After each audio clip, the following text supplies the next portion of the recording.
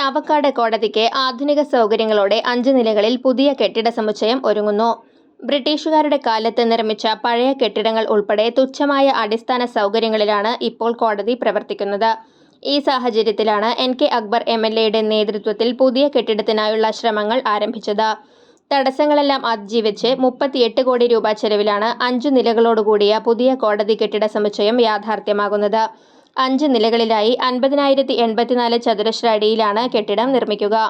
JFCM കോടതി, POCSO കോടതി, മുൻസിഫ് കോടതി, സബ് കോടതി എന്നിവയെല്ലാം ഇനി ഈ പുതിയ കെട്ടിട സമുച്ചയത്തിൽ പ്രവർത്തിക്കും. നിലവിൽ ഈ കോടതികളെല്ലാം വ്യത്യസ്ത കെട്ടിടങ്ങളിലായാണ് പ്രവർത്തിച്ചു വരുന്നത്. Bar association hall, clerk association hall എന്നിവയും കെട്ടിട സമുച്ചയത്തിലുണ്ട്. ഓരോ നിലയിലും ശൗചാലയങ്ങളും ഉൾപ്പെടുത്തിയിട്ടുണ്ട്. ചാവക്കാട് നിലവിൽ പ്രവർത്തിക്കുന്ന കോടതികൾക്ക് പുറമെ മോട്ടോർ ആക്സിഡന്റ് ക്ലെയിം ട്രിബ്യൂണൽ, കുടുംബ കോടതി തുടങ്ങിയ കൂടുതൽ കോടതികൾ തുടങ്ങാനും പുതിയ കെട്ടിട സമുച്ചയത്തിൽ സൗകര്യമുണ്ടാകും.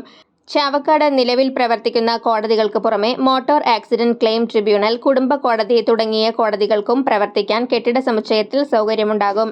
കെട്ടിട സമുച്ചയത്തിന്റെ വൈദ്യുതവൽക്കരണ ജോലി മാത്രമാണ് ഇനി അവശേഷിക്കുന്നത്.